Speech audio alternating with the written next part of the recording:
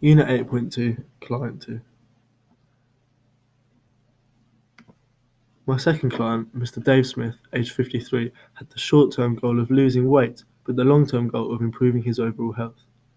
From my interview with Dave, I found out that he only completed 0 to 2 hours of both aerobic and muscular exercise every week, which is nowhere near where I would like him to be, as the NHS recommendation states that the minimum exercise you are completing each week is 150 minutes. I also found out that the client does not take part in any sport in his free time and works as a delivery driver, meaning he completes no exercise while at work and cannot even walk to work.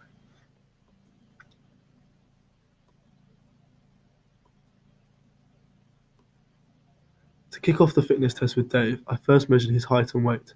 His weight is 88 kilograms, which is above the average for males in Dave's age bracket. His waist to hip ratio was also higher than average, suggesting that he is slightly overweight. Next, I checked the client's heart rate, which measured as 77 beats per minute, higher than the average for a man of Dave's age.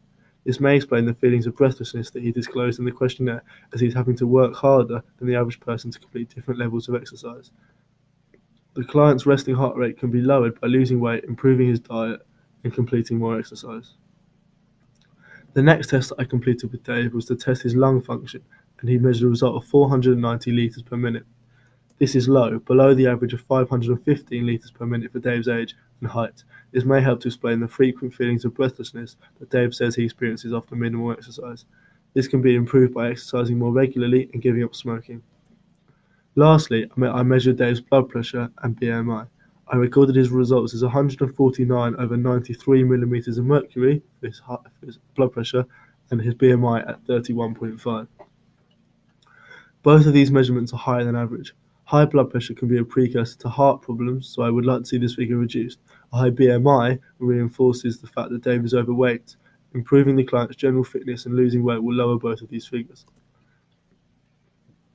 Some strengths that came out of Dave's health screening are that his goals are positive and realistic. Dave has recognised that he is overweight and that he wants to change this. Dave's diet, although not perfect, does not ensure he is eating a sufficient amount of food. Does ensure, he's eating a sufficient amount of food. He is also drinking an acceptable level of alcohol. Another positive is that Dave has a regular sleeping pattern. Dave's questionnaire did throw up some negatives as well, however. He smokes far too many cigarettes, which will explain his poor lung function measurement. He also does not sleep enough each night, which may explain his lack of motivation to complete exercise or eat healthily. He does not complete enough exercise, aerobic or muscular, which will help to explain why he is overweight and generally unhealthy, as well as his poor quality diet and excess food consumption. For Dave to improve his health and fitness over the next year, I have devised a short-term and long-term plan to help him get a fitness regime going and to achieve the goals he set out at the beginning of the screening. The first factor that I want Dave to consider is his smoking. Over the next 6 weeks, I want Dave to have cut down his smoking to roughly 60 cigarettes per week.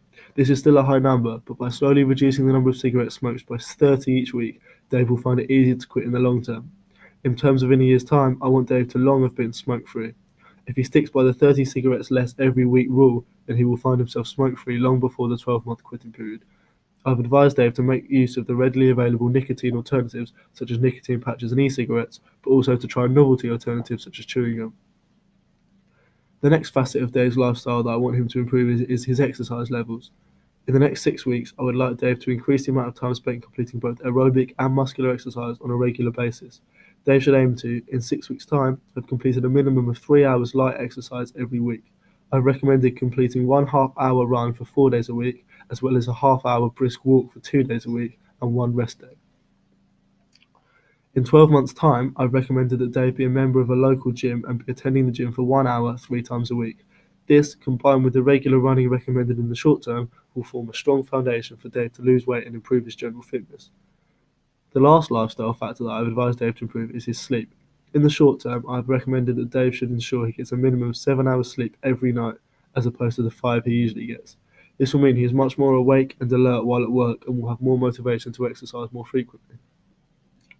Dave should try to wake up over an hour before having to leave the house for work in order to ensure he's fully awake before taking to the roads all day, as well as minimizing any blue screen usage in the period before going to sleep. In a year's time, Dave should be getting at least 8 hours of sleep every night, waking up over an hour before leaving for work and not using blue screens the hour before he sleeps. Dave should also aim to maximise sleeping time when possible, for example, waking up an hour later than usual when late starts, or going to sleep an hour early on quiet evenings. This will improve Dave's general well-being and will enable him to increase his motivation and commitment to increasing his exercise levels and quitting smoking.